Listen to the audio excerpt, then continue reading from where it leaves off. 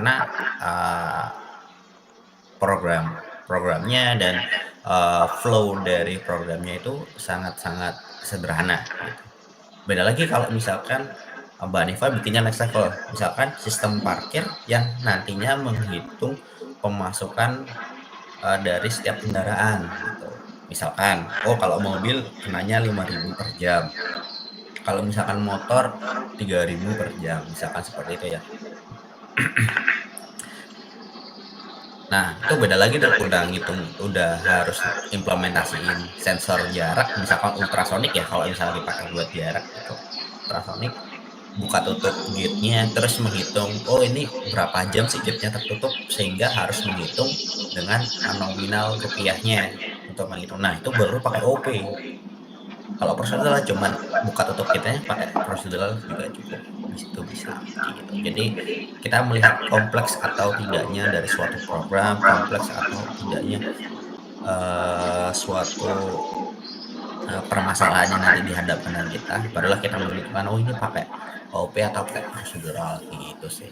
Nanti lambat laun pasti tahu dengan sendirinya secara nggak sadar tuh kapan sih. Kayak misalkan dulu Mbak Nifa belajar fisika nih, kan fisika kan banyak sekali rumus-rumus turunan kan ya, ya kan?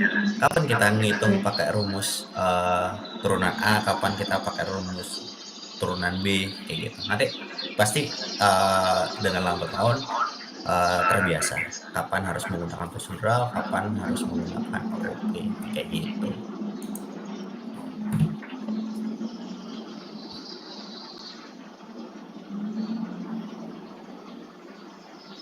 Oke, untuk downloadnya udah selesai atau belum? Udah. Udah diinstal? Udah. Oke. Nah, kalau udah diinstal, buka Kayak VS Code hurufnya terus ke berisik loh. halaman docs ini. Oke. Ke docs. Yang di bagian sini atau di URL-nya dikasih /docs saja di sini. Iya. Oke. Kalau udah ke C++, Udah. terus ke GCC on Windows. GCC on.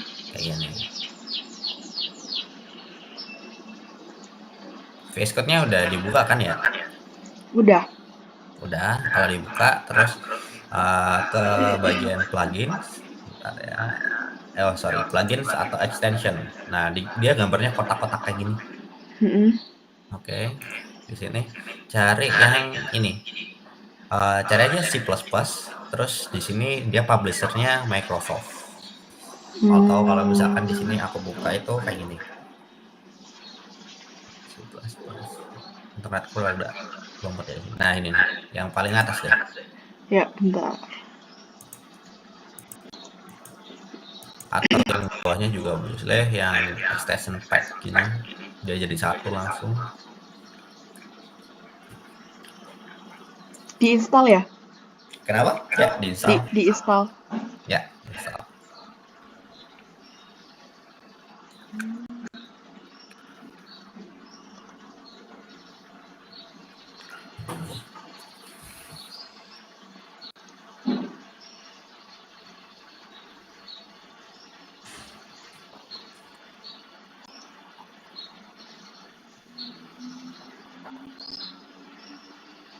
Kok lama ya?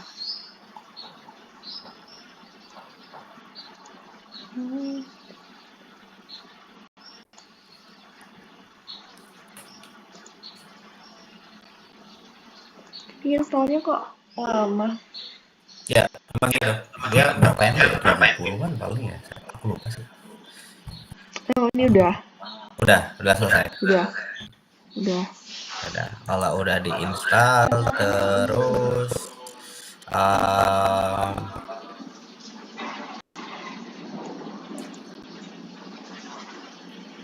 kalau udah diinstal ini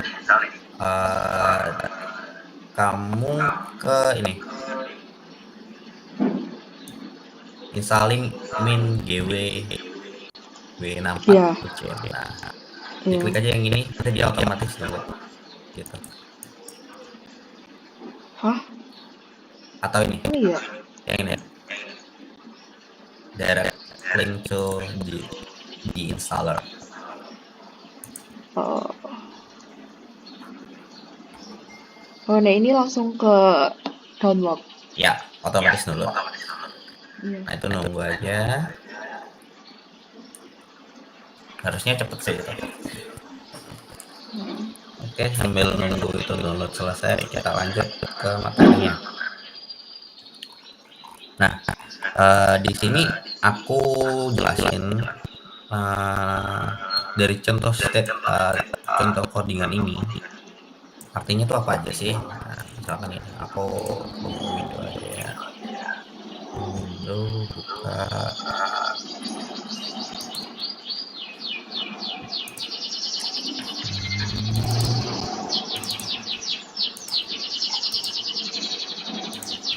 Nah, di sini ini aku ngopi dari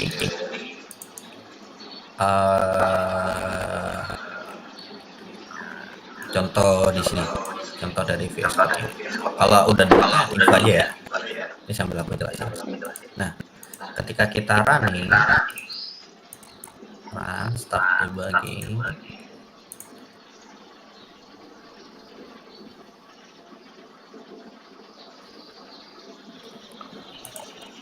Nah, di sini bakal keluar hello world gitu. Apa aja sih yang dari satu kode ini terdiri dari apa aja sih ini? Jadi yang pertama ini ada namanya input. Input ini biasanya itu untuk mempresentasikan kalau kita ini membuat atau menggunakan, bukan membuat, tapi lebih tepatnya menggunakan suatu library. Nah, library itu apa? Library itu dari bahasa Indonesianya mungkin lebih ke perpustakaan ya kan? Tapi kalau di sini lebih tepatnya itu lebih ke buku. Jadi suatu kumpulan dari beberapa fungsi. Kita pakai yang namanya library IOStream, vector, dan string kayak gitu. Nah, misalkan nih kalau aku hapus semua, dia nggak bakal bisa jalan, bakal runningnya bakal error. Nah, dari sini aja udah clear nih. Nanti misalkan kita abaikan ya. Nah, karena di sini nggak kebaca nih vector, string, dan apapun itu, ya nggak bakal kebaca karena ini termasuk dalam function di dalam library gitu. Jadi library ini kapan kita bisa menggunakan, contoh gini, di CPP juga ada function untuk perhitungan matematika. Misalkan nih, kalau kita tadi bikin suatu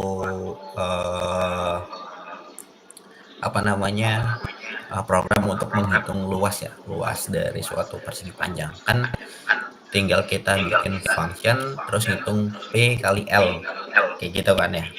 Nah, kalau misalkan kita pakai library math.io atau library-nya untuk khusus perhitungan matematis, kita nggak perlu untuk membuat suatu function yang sifatnya perhitungan tadi. Tinggal kita panggil aja function misalkan rectangle area, langsung kita masukkan angkanya. Nah, itu otomatis akan menghitung kayak gitu. Jadi fungsinya library ini untuk mempermudah kita tidak perlu membuat suatu fungsi baru kayak gitu, atau fungsi secara manual gitu. Atau masih bingung dengan penjelasan ini? Aman ya? Iya. Menurutnya gimana? Udah selesai? Udah. Oke, kalau udah selesai bisa di open tadi MGW-nya, harusnya udah langsung kebuka ya. Bisa di open. Dia bentuknya kayak ini ya, apa namanya tuh? Welcome. Kayak comment prompt. Ya, kayak comment prompt. Nah, ini tinggal di next aja gitu. Iya, tinggal next aja, nggak perlu di customize, langsung di next aja sampai di installing, sampai dia keluar seperti comment prompt.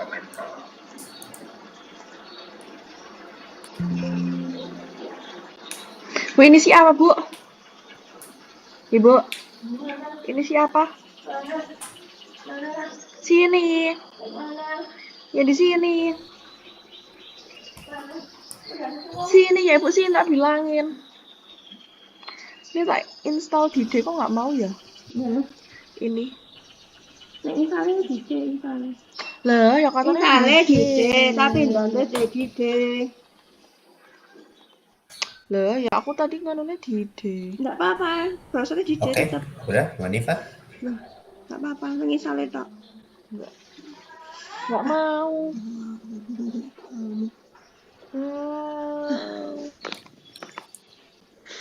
Lagi insale di D.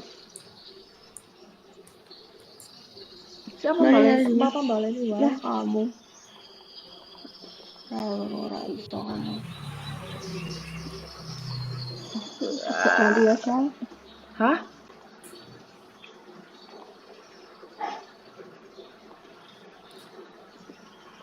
Kok itu mendadak lagi belum? Hah? Belum ada yang itu lagi. Ya makane. Gimana? Udah selesai installnya belum?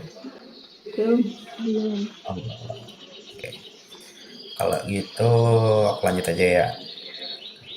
Nah, yang di sini di modul yang aku share itu lebih pakai di ini iStream aja gitu. Terus ada namanya juga using namespace STD. Sebenarnya using namespace STD ini juga representatif dari OOP, gitu, Object Oriented Programming. Tapi kita skip aja penjelasannya. Kenapa kita pakai STD ini? Karena kalau misalkan kita nggak pakai using namespace STD,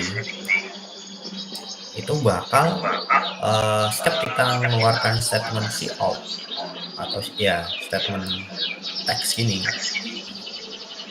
kita harus ngasih ini prefix atau sintaks sebelum statement itu std.2.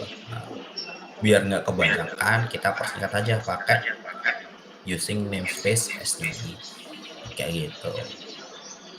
Contoh nih, copy di sini udah selesai, tanpa std pun dia bakal ngeluarin bisa pakai short aja kayak gitu. Nah, contohnya di sini. Nah, di sini. Jadi di sini kita nggak perlu pakai std.2 gini, karena udah pakai using namespace. Misalnya kita namespace-nya kita hapus, kita running. Nah, itu bisa, tapi harus pakai std ini.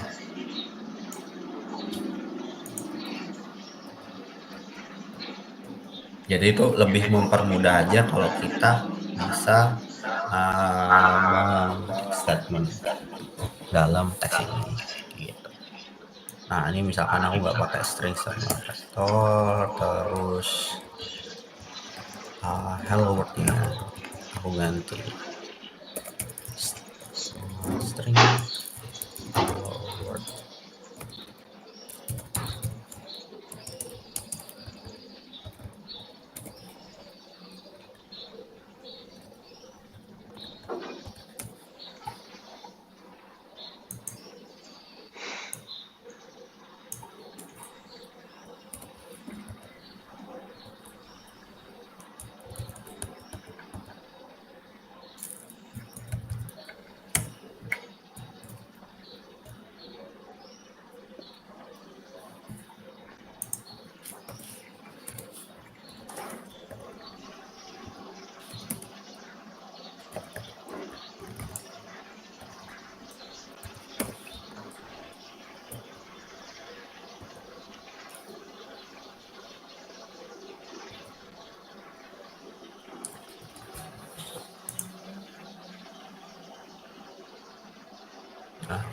String hello world. Oke, installernya udah selesai. Ini kok masih 50% terus ya? Oh, boleh di-share-kan nggak, Mbak Neva? Biar aku lihat. Boleh. Bentar.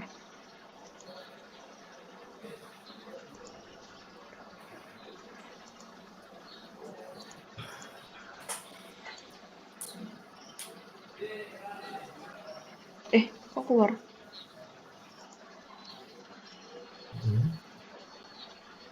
Terus, Udah. udah selesai? Udah.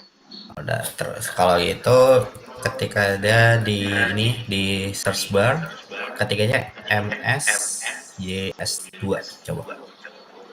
Di Yang di Windows. sini. Hah? Di ini logo Windows kamu atau di search Di sini. nggak, kursornya nggak kelihatan soalnya. Iya. Oh ya, ya udah, yang benar ya, yang penting udah tahu di search bar atau di Windows ketikanya MSYS2 gitu. S2. Nah, kelihatan kan ada itu, langsung di enter. Ya, betul. Yang itu. Enter. Udah kebuka. Kalau itu open yang di apa namanya? Get started with C++ itu yang di VS Code, terus di copy itu yang apa yang di tab sebelahnya Google Meet. Oh, oke. Ya dan nanti aku share-kan aja ya.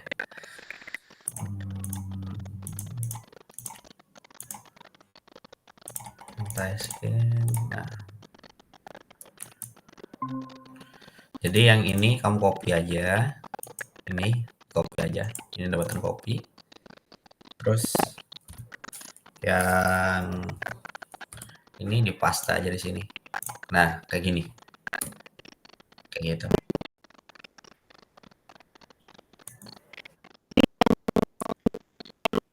Ya, betul.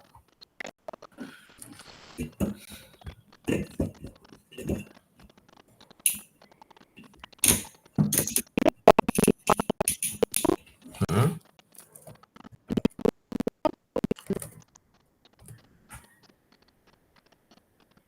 Yang mana? Yang ini. Nggak apa-apa, biarin aja. Ini cuman ngasih tahu user kamu aja sih. Yang penting setelah ini dolar ini variabel soalnya. Ya tadi paste aja di situ, paste terus enter gitu.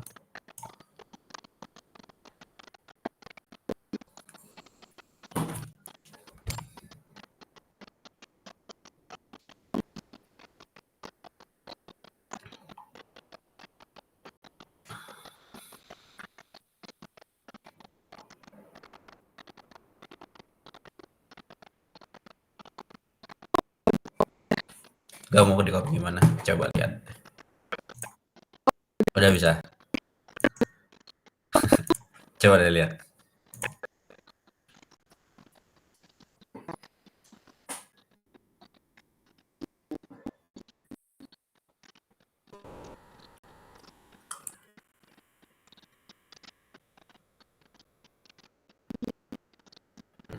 Itu udah benar. Terus di paste yang kiri. Nah, copy. Oke, betul. Diklik di situ, klik kanan, paste. Bentar. Oh, itu coba arah atas. Ketik aja. Gak apa-apa, diklik di situ, diklik di situnya, terus arah atas. Ya, nggak diklik di keyboard kamu, arah tombol arah yang ke atas. Nah, sebelum Pacman itu dihapus.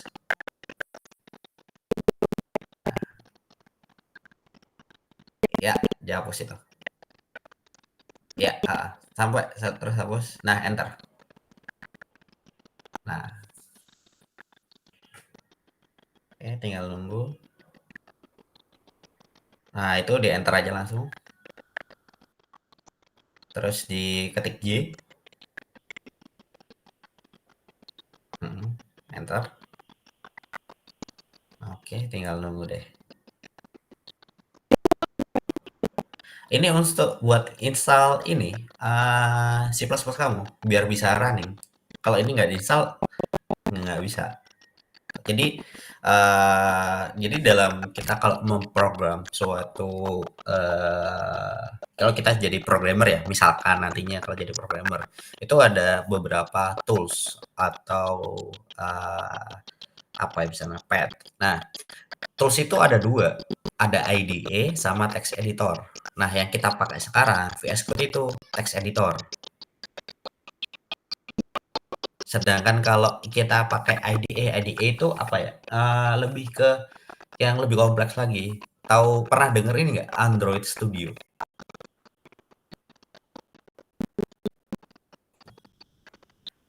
Oh belum pernah denger ya. Apa ya yang bisa mungkin sering? Oh ini deh.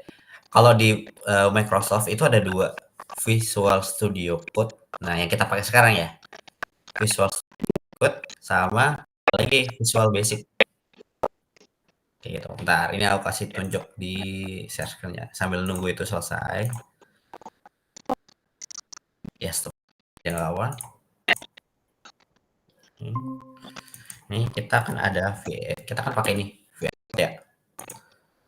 Buat ini text editor. Nah, sebenarnya VS Code ini punya lagi itu saudara. Namanya Visual Studio atau Visual Basic. Itu dia IDE. Nah, di mana sih Visual Studio? Nah, sama-sama produknya Microsoft gitu. Nah, ini apa bandingnya nih? Visual Studio sama Visual Studio Code. Bedanya apa? Banyak banget bedanya. Kalau dia ini sifatnya text editor atau code editor, kalau di sini sifatnya IDE gitu. Contohnya gini, kalau kita pakai Visual Studio Code atau kita ngoding-ngoding, sifatnya itu yang bisa hasil outputnya lah, Mbak Hanifah. Jadi contoh kita bikin website nih, contoh aku bikin website ini ya, website tampilan ini. Nah, itu bikinnya pakai nih Visual Studio Code. Gitu. Karena ini bisa dipakai buat di mana-mana. Simpelnya kayak gitu. Nah, sedangkan Visual Studio kita yang dibikinnya bikin aplikasi. Contohnya bikin apa namanya? Google Chrome, bikin kalau misalkan di apa SMA kemarin bikin apa CBT ya yang buat ujian itu ya. Nah, bikin CBT itu pakai Visual Studio gitu. Jadi hasil outputnya itu yang menentukan kita mau pakai apa kayak gitu. Itu bedanya ya antara IDE sama kode editor. Nah, yang diinstal sekarang itu adalah library-nya atau pad-nya. Itu fungsinya apa? Biar C++ itu ada di laptop kita. Contohnya nih, aku kasih tahu di laptopku ada apa aja yang udah keinstall ya. Nah, di laptopku ini ada Flutter, ada Node.js juga, ada ini yang baru C++ gitu, baru juga install beberapa hari kemarin gitu sih. Jadi programming language yang nantinya biar bisa di running itu kita harus install dulu nih di komputer kita. Kebanyakan seperti itu. Tapi ada beberapa programming language itu nggak perlu kita install. Kayak misalkan Python itu nggak perlu. Gitu. Jadi kenapa Mbak Anifa tadi kenapa nanya, oh kenapa sih mas kita harus kayak gini-gini ini ngapain sih? Nah itu biar kode kita itu running dan bisa kebaca di VS Code kita. Gitu. Nah misalkan kalau Mbak Hanifa tadi nggak install ini nih, nggak install ini ya, itu gimana ntar? Ya nggak bakal bisa buat ini ngerunning hasil keluar output kayak gini. Dia nggak bakal ngebaca extension, nggak bakal ngebaca bisa kalau misalkan aku F5 gini dia nggak bakal keluar kayak gini gitu. Jadi yang di sini itu ibarat kata alatnya kayak VS Code terus kita tadi install apa namanya tuh plugin atau extension C++ ya. Ini ibarat kata itu alatnya. Nah, bahannya itu yang pakai yang diinstal lewat command line tadi. Misalnya nih, kita mau bikin kue, kita udah ada pisau, udah ada alat cetakan, udah ada oven, tapi kita nggak punya tepung, jadi nggak kuenya. Nah, kayak gitu. Atau misalnya nih, kita punya bahannya tepung, tapi kita nggak punya alatnya. Bisa jadi, tapi nggak tahu, nggak bakal jadi kue yang harus kita kita kita apa namanya, kita harapin. Contohnya kita juga bisa pakai compiler online. C++ compiler online. Nah, sebenarnya ada di sini. Tapi kita kurang leluasa untuk menjalankan segala sesuatu di sini. Misalkan ya kita aja bisa pakai di sini space std. Pakai gini aja juga bisa untuk yang simpel-simpel.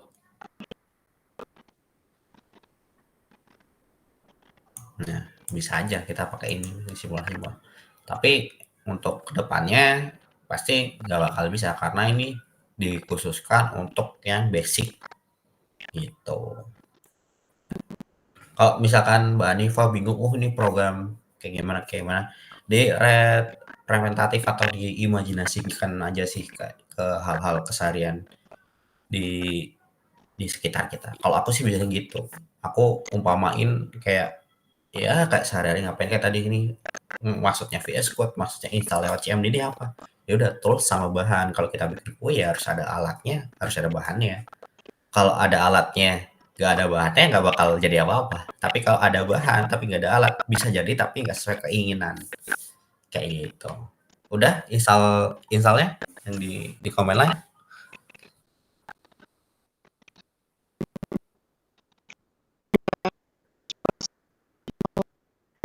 Oke, boleh di-share-kan nggak? Aku pengen lihat.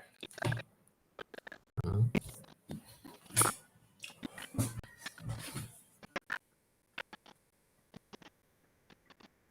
Oke. Scroll lagi ke bawah. Udah. Oh, udah paling bawah. Oke, kalau gitu sekarang di search-nya coba diklik env, diketik env. env. env. Ya, betul. Nah, itu paling atas, edit system environment variable. Nah, dia enter, terus kita ke environment variables paling bawah, atasnya cancel. Nah, betul. Oke. Terus ke bagian path. Nah, di double klik. Nah, di halaman Microsoft coba dibuka lagi di Google Chrome, tab Microsoft. Ya, betul. Itu nggak apa-apa dibaca di luarnya ya, itu langsung otomatis ketutup kok. Nah, ke Microsoft-nya. Yang tadi yang get started itu. Yang sebelahnya Google Meet. Nah, ya betul. Terus ke bawah. Nah, itu di atas, kebanyakan ke bawahnya. Ke atas sedikit, dikit lagi. Nah, atas lagi dikit. Nah, itu di copy yang bukan, atas lagi. Itu tuh, ada bawah nomor 7 deh kayaknya. Nomor 7, 7. Nah, poin 4. Nah, betul. CMS. Nah, itu di copy. Gak usah sampai titik. Sampai bin aja. Oke, betul. Di copy. Terus buka tadi, env. Nah, di bawahnya Microsoft, di double klik aja. Di bawahnya. Betul, yang kosong.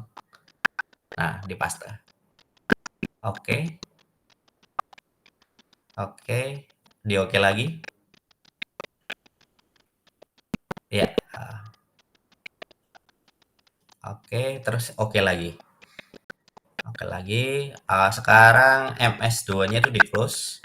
VS Code-nya di close. Ini di close aja nggak apa-apa. VS Code-nya di close. Nah, sekarang biar tahu keinstall atau enggak, coba ketik cmd gitu aja. Buka command prompt. Enter. Ya, di open. Betul, ya diketik aja gcc GCC spasi min version. Nggak usah, langsung aja version. Nah, di enter. Nah, udah keinstall tuh C++-nya. Udah oke sekarang. Gitu. Sekarang bahan IVA di close aja itu CMD-nya nggak apa-apa. Terus buka VS Code. Oke, di enter. Terus kemarin berartinya pakai Devsi gitu ya? Soalnya nggak bisa.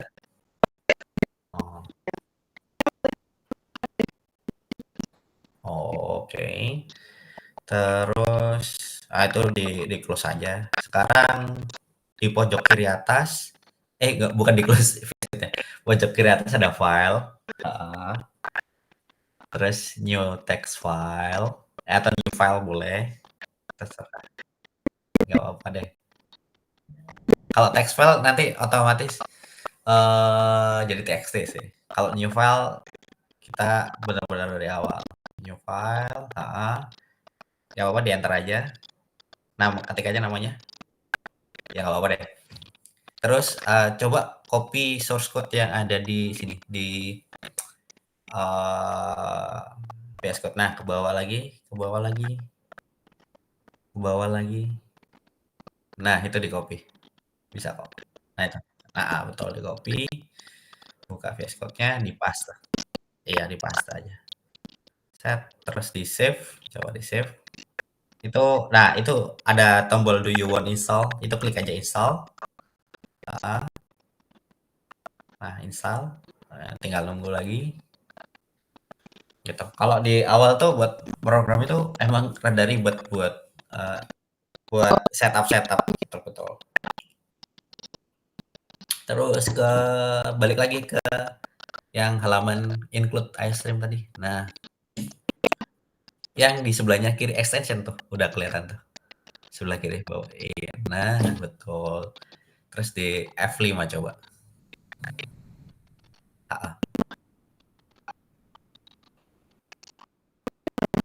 Atau di ini ya, di maximize window buat VS Code-nya biar kelihatan. Nah, terus ada tulisan run sebelahnya go. Di sebelah kiri, atas kiri. Nah, run start debugging. Nah, itu maksudnya F5. Di situ. Nah, itu di save dulu tuh. Menyimpan di mana? Terserah, nggak apa-apa di mana aja dia. Oh, bener-bener baru di ini ya, install ulang ya? Ya apa, di save aja tuh, terserah mau dikasih nama apa. Di save. Nah, terus pilih yang paling atas, GDB. Nah, terus yang bawahnya. Iya, betul, yang kedua. Nah, di situ ada tulisan kan ya, execute file. Nah, itu tuh keluar. Build finished successfully. Nah, ke bagian, di situ ntar keluar tuh teksnya. Tinggal nunggu.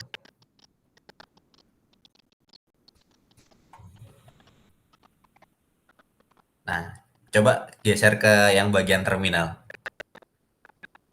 Nah, itu. Hello world from VS Code and simple process. Nah, udah selesai deh. Udah bisa dipakai. Gitu.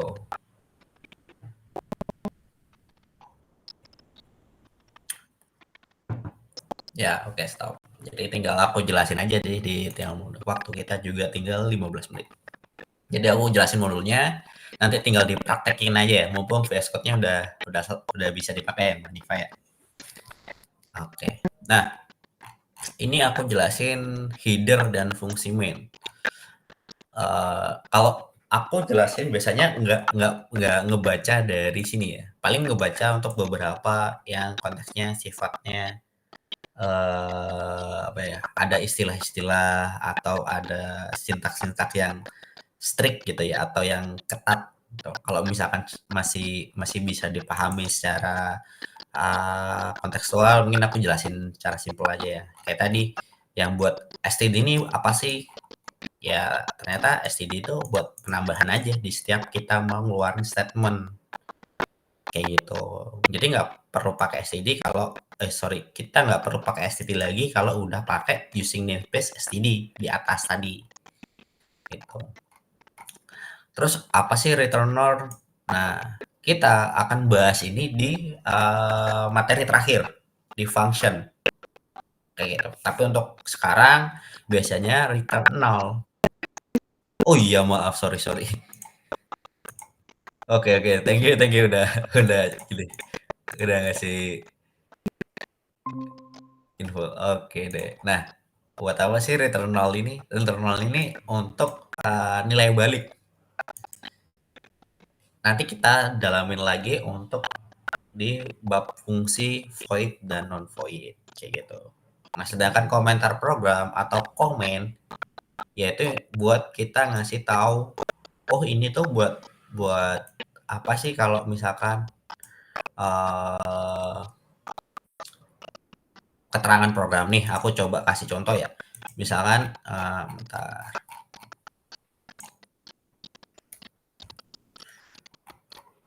Aku misalkan ada aplikasi nih. Biasanya aku ngasih komen-komen itu buat yang hal-hal nggak dipakai lagi atau untuk nyimpen suatu variabel. Nah, contoh nih aku punya file, terus file ini nggak mau aku pakai, ya udah aku tinggal komen aja gitu. Jadi ibarat kata komen ini buat menghiraukan atau mengabaikan suatu kode gitu. Jadi dianggapnya kodenya itu nggak ada. Kalau di komen itu ada dua tipe ya, slash sama slash bintang. Kalau misalkan lebih dari satu baris, ini ada contohnya nih kayak gitu. Terus nah ini yang paling penting nih buat ngerjain suatu kode, jangan lupa kasih titik koma. Nah, dari tadi kan kita misalkan ngoding nih ya, pasti ada titik koma kan di belakang, ya kan? Nah, ini fungsinya Pak. Jadi dia itu untuk mengakhiri suatu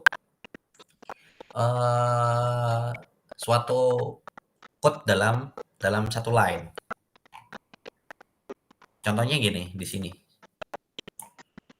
Nah, ini udah mengakhiri satu line di line ke-7. Hello world. Aku bikin variabel tentang hello world. Nah, kalau misalkan aku hapus, dia pasti error. Expected semicolon.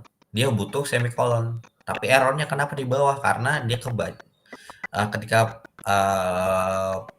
file C++ dia nggak ada semicolon. Dia menganggap file dari awalnya dibikin satu line code, dia kan berkelanjutan ke bawahnya kayak gitu.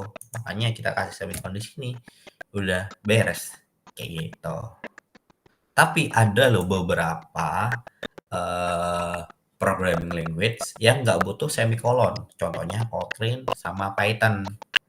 Nah, itu lebih bingung lagi tuh kalau misalkan nggak ada semicolon, jadi nggak tahu nih per line-nya itu berhentinya di mana gitu. Tapi kalau kita pakai C, entah itu C#, ada C++ atau bahasa C aja, bahasa C, itu pasti ada semicolon buat mengakhiri suatu line code gitu sih. Nah, ini ada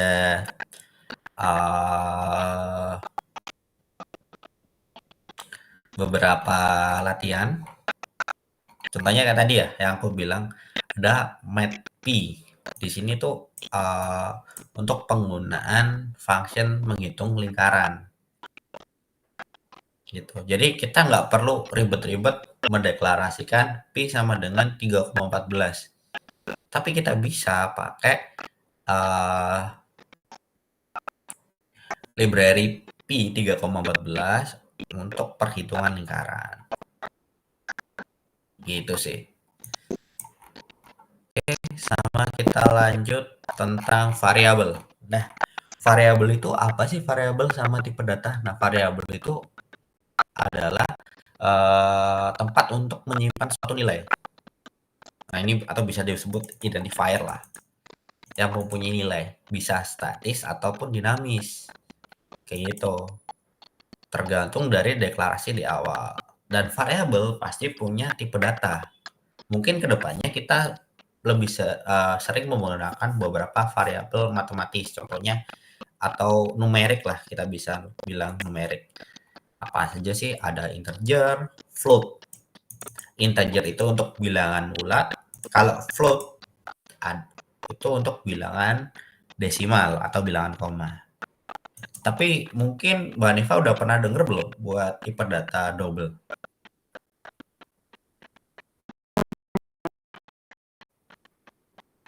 Halo? Ya, udah pernah denger belum tipe data double? Pernah. Terus tahu nggak bedanya float sama double?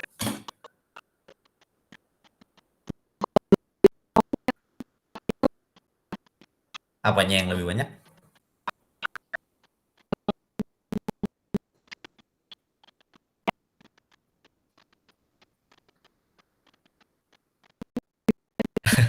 Ya udah bener, kata kuncinya udah bener, lebih banyak. Jadi antara float sama double itu lebih banyak data disimpan di double.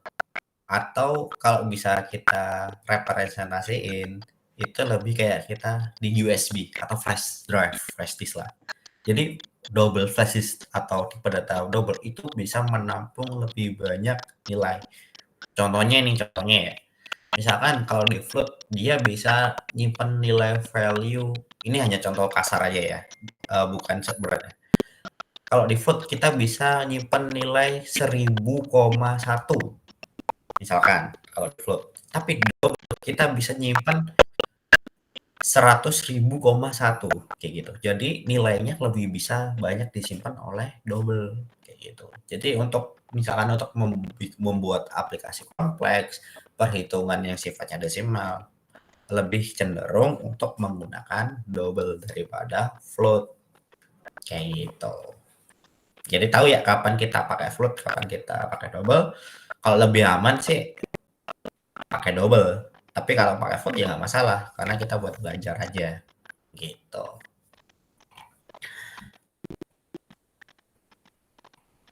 Oke, nah di sini juga ada contoh nih, kapan misalkan ya kita buat aplikasi, contoh buat aplikasi tentang pencatatan nama mahasiswa, misalkan gitu. Nah, pasti kan nama mahasiswa kan punya beberapa data kan. Contohnya ada nama mahasiswa, ada NIM mahasiswa, ada alamat. Kita ambil 3 poin itu. Nah, kalau NIM dia kan sifatnya angka kan. Ya kan, misalkan Mbak Nifa angkatan 2024 ya. Mungkin di depannya mungkin 2024 jurusan elektro misalkan 017 nomor NIM 001 misalkan gitu. Nah, tapi kalau misalkan kita simpan di database, baiknya itu menggunakan tipe data string atau karakter. Kenapa seperti itu? Walaupun inputannya numerik atau angka, tapi tidak ada pengolahan data. Nah, udah kebayang belum?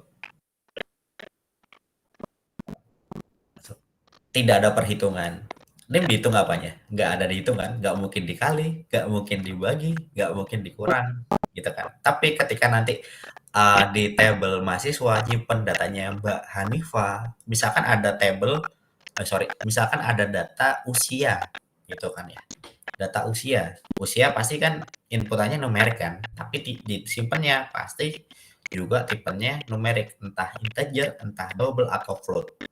Kenapa diingin simpannya numerik? Karena nantinya misalkan nih ada bagian apa namanya orang administrasi atau orang TU lah ya kalau di SMA. Itu nginput berapa sih angkatan 2024 yang usianya di bawah 20 tahun ya otomatis kan dia ngambil data-datanya usia kurang dari 20 tahun. Nah, di situ ada operasi aritmatika atau diolah datanya, kayak gitu sih. Jadi walaupun numerik, kalau nggak ada pengolahan data ke depannya, pasti disimpannya string. Kalau misalkan ada numerik dan itu datanya diolah atau dihitung, pasti disimpan integer. Kenapa seperti itu? Karena integer itu lebih besar menyimpannya daripada string. Kayak tadi perbedaan float sama double. Kayak gitu. Jadi lebih menghemat data atau kuota di dalam sistem kita atau dalam database kita, kayak gitu Mbak Nifa. Jadi kapan nih pakai integer, kapan pakai float, kapan pakai double. Untuk sekarang kalau misalkan masih ngambang, ya kalau misalkan sifatnya masih alfabet ya di string atau di char. Kalau angka-angka di integer, double ataupun float kayak gitu. Tapi untuk kedepannya saya tanamkan sekarang buat di mindsetnya Mbak Nifa, kalau datanya memang perlu diolah, barulah itu menggunakan integer. Kalau datanya nggak diolah, ya udah nggak apa-apa, pakai string walaupun inputannya itu angka, kayak gitu. Oke, ini ada inisialisasi dan float. Nah, ini yang maksudnya tadi perbedaan ukuran memori. Di sini udah dijelasin nih, bedanya double sama float. Nah, kelihatan kan ya? Kalau float itu setelahnya double dan seterusnya. Kayak gitu sih. Nah, kalau angka-angka biasanya itu disimpan di mana sih? Ya, angka kebanyakan disimpannya di integer. Kayak gitu. Jadi kalau misalkan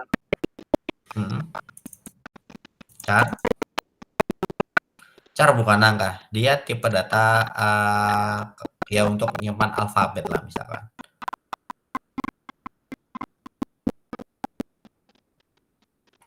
Char itu mirip kayak string tapi lebih kecil untuk ukuran memorinya.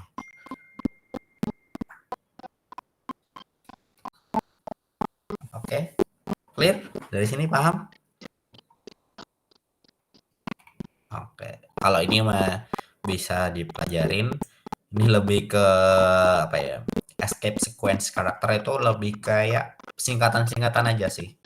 Nanti kita lebih sering pakainya paling ya backslash T atau kita bikin tab secara otomatis atau backslash N new line. Kan kalau biasanya kita akan pakai ini mana tadi? N line, tapi kita pakai new line itu nggak masalah. Contohnya di sini ya. Kita pakai hello world and aku copy string hello 1 2 hello 3. Nah, ini aku pakai backslash T. Di sini aku pakai n line. L. Nah, terus aku di sini coba outputin yang sini dulu. Ngomongin dulu. Nah, hello 1 coba aku running. Dia pasti atas bawah nih, hello world. Nah, kayak gini. Ya kan? Ya secara otomatis. Jadi lebih ke buat penyikat aja. Kalau aku kasih hello 2, hello 2, dia akan ada tabnya, jaraknya jauh. Nah, kayak gini.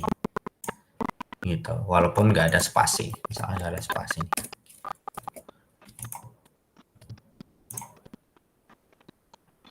Nah, walaupun nggak ada spasi, dia ada jaraknya.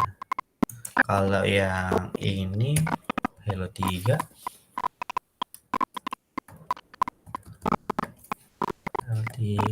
hello mas unscope enum type. Oke.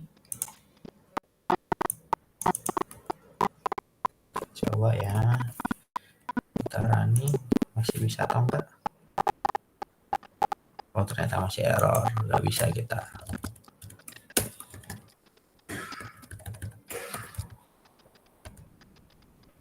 Oh, sorry.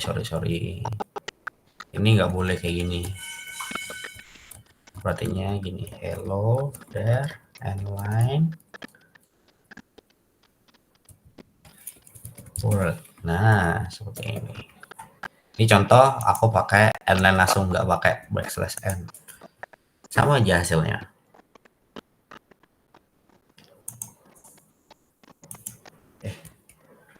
Nah, aku running.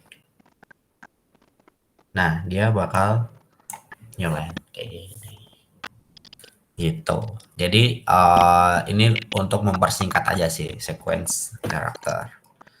Terus ya ini latihan. Nanti bisa dipelajarin deh. Dicoba aja. Nanti besok kita bahas kalau misalkan Mbak Hanifah ada pertanyaan bisa nanti di chat aja gitu sih. Terus kita lanjut ke bab selanjutnya. Ini aritmatika aja, simple, Mbak Hanifah. Aku singkat-singkat aja ya karena waktunya udah lewat di sini. Oke. Nah, kalau di sini tuh ada operator aritmatika atau statement I/O. I/O ini maksudnya input output ya. Jadi jangan sampai bingung kalau misalnya aku bilang I/O. Ya ini singkatan. Oke. Nah, di sini ada A sama dengan 4 tambah 12. Gitu kan. Ini lebih ke penjelasan ya. A itu variabel, jadi kita nyimpan suatu data itu di mana gitu kan. 12 itu operan. Operan itu adalah nilai yang dioperasikan atau angka yang buat dihitung gitu. Kalau plus sudah jelas kan dia operator, kalau semikolon tadi udah tahu buat mengakhiri mengakhiri satu line code kayak gitu. Nah, langsung kita lanjut lagi. Operator aritmatika banyak tipenya.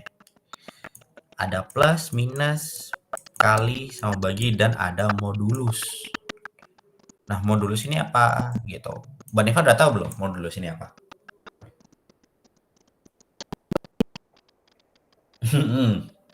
Ya, sisa pembagian benar. Contohnya kayak gimana tuh?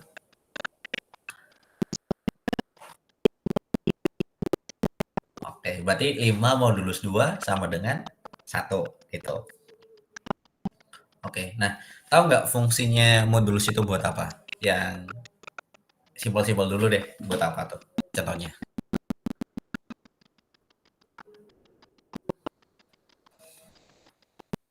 Apa tuh?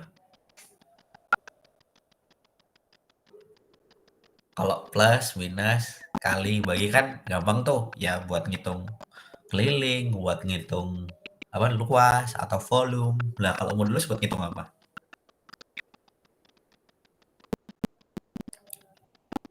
Nah, contohnya gini, kita mau cari ini misalkan nih kita nggak tahu bilangan ini genap atau ganjil. Nah, kita pakai modulus. Ya, kebayang nggak? Misal nih 4 modulus 2, hasilnya berapa? 0. Kalau 0, dia berarti genap. Nah, kayak tadi 5 modulus 2, hasilnya ganjil. 1, hasilnya ganjil, kayak gitu. Contoh simpelnya kayak gitu, modulus.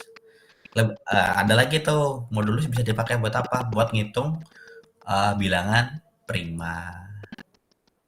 Gitu sih. Iya, bilangan prima. Tahu kan bilangan prima? Ya, tahu kan pasti nih anak SMA pasti tahu lah bilangan prima. Oke. Nah itu Mbak Nifa itu dibuat sebagai celah buat Mbak Hanifah bisa mengejar teman-teman yang lebih jago coding. Kita yang lulusan SMA lebih jago buat mikir logikanya. Sedangkan coding itu kuncinya tuh ada di logika. Gitu.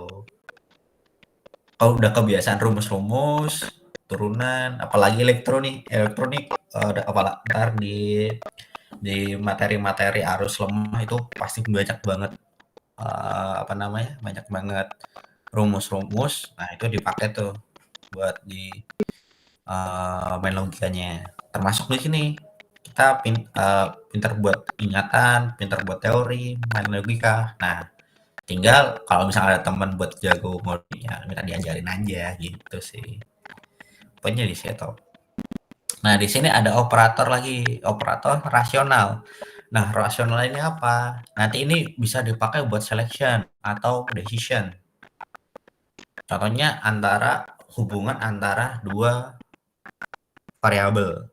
Misalkan nih kita pakai angka 5. 5 sama dengan 5. Benar. Apakah sama dengan 5? Iya, karena dia nilainya sama dan seterusnya. Ini penting banget nih operator rasional karena ini dipakai buat nanti bikin aplikasi yang kompleks pun ini kepake nih. Dan yang dibandingkan sama operator relasional bukan hanya angka doang, tapi nantinya juga string atau karakter itu bisa kita bandingin. Contohnya gini, misalkan aku ngetik ya, nanti sih itu di bagian if else decision nextnya aja sih, terlalu jauh bentar. Ini deh contohnya. Nah, apakah 7 sama dengan 4? Hasilnya 0. Kenapa 0? 0 adalah false. Kayak gitu. Jadi operator rasional itu lebih untuk kita bisa dapat value benar atau salah, true atau false. Gitu. Nanti dipakai untuk di gerbang logika, di elektro juga ada tuh pasti. Gerbang logika atau sistem digital. Ada kan ya? Nah, itu kita kalau di gerbang logika atau sistem digital kan lebih ke ini kan bikin gambar atau topologinya. Ini gerbang OR, gerbang NOR, XOR atau NAND atau AND. Nah, itu next levelnya baru ke sini ke diimplementasikan ke coding. Sebenarnya gerbang logika itu adalah teknik dasar buat kita memahami decision atau selection, Mbak Nifa, gitu. Jadi itu ya decision itu pernah ingat ini nggak if else switch case? Nah, itu bisa dibilang selection ya. Switch case bisa juga nanti ada penjelasan juga nanti. Itu mirip kayak if else juga. Nah, decision itu atau selection tadi ya antara benar atau salah. Itu yang ditargetkan atau yang goals dari pembahasan tersebut. Sama kayak di operator rasional, hubungan antara dua variabel. Kenapa aku nyebutnya variabel bukan bilangan? Karena nanti banyak, ada yang tipe data string, ada yang tipe data numerik juga. Kalau di sini kan kita pakai angka ya, jadi lebih enak buat memahaminya. 7 sama dengan 4 enggak? Salah dong. Salah dong, berarti 0, false jawabannya. Kalau 4 tidak sama dengan 7, jawabannya benar. Jadi 1 dan seterusnya. Tidak tanda seru sama dengan ini tidak sama dengan. Tidak sama dengan kayak gini. Tidak sama dengan. Lebih kecil, lebih besar kayak gini.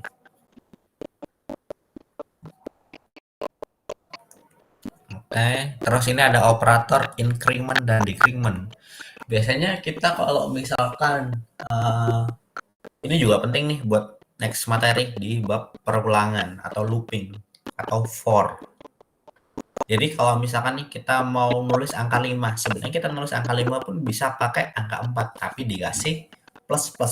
Contohnya 4 plus jadinya 5 gitu. Atau 4 min jadinya 3. Nama increment atau decrement, pengurangan atau penurunan atau kenaikan.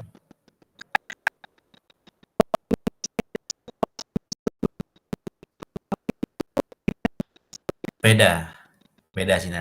Di sini kan ada depan sama belakang ya kan.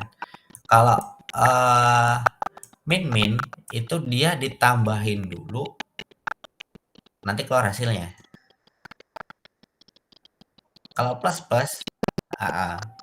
itu nggak ditambahin, jadi dia lebih ke apa ya, bisa dibilang itu penjumlahnya dulu atau pengurangannya dulu. Dan ini cuman bisanya plus sama min ya, nggak bisa pakai kali-kali atau bagi-bagi. Itu beda itu. Ini cuman khusus atau khususon nih kalau muslim, khususon plus-plus sama min-min kayak gitu. Kalau plus plus B itu dijumlahin dulu langsung di-opt-in jadinya 5. Value-nya juga 5. Tapi kalau B++ ya nilai dikeluarin nilai B-nya dulu nih 4. Tapi hasil dari B++ itu 5. Sebenarnya sama aja. Value plus plus B sama B++. Cuman kita apa yang kita outputkan itu berbeda. Karena untuk plus plus B kita mengoutputkan setelah perhitungan, kalau B++ kita mengoutputkan sebelum perhitungan. Kayak gitu. Jadi, tapi kita lebih sering nantinya ketika nanti di bab perulangan atau looping ya, kita pakai yang model ini, yang post increment. Yang post increment, yang B++ atau post decrement, B min. Itu untuk perulangan. Gitu sih. Nanti pasti lebih familiar yang ini deh, yang B++ atau yang B min. Gitu. Oke, nah kita pakai kita lanjut ke operator majemuk. Nah, di operator majemuk ini biasanya dipakai untuk perhitungan-perhitungan yang kita nggak pingin ribet lah intinya. Contohnya gini, plus sama dengan Z plus sama dengan X. Nah, artinya ya Z itu sama dengan Z plus X. Atau bisa dibilang gini, misalkan nilai Z itu 2, nilai X itu 3 gitu. Ya sama dengan ya di sini 2 plus 3 nanti hasilnya 5. Jadi dia mempersingkat dua variabel yang berderet atau berjejer lah. Jadi misalkan nih kita misalkan nulis atau kayak ini, Z sama dengan Z plus X, ya nggak masalah. Tapi kalau kita pengen mempersingkat lagi ya Z plus sama dengan ZX. Contohnya ya, ini aku bikin di sini. Contohnya aku bikin integer Z sama dengan 5. Integer X sama dengan 3. Biar jelas ini ya.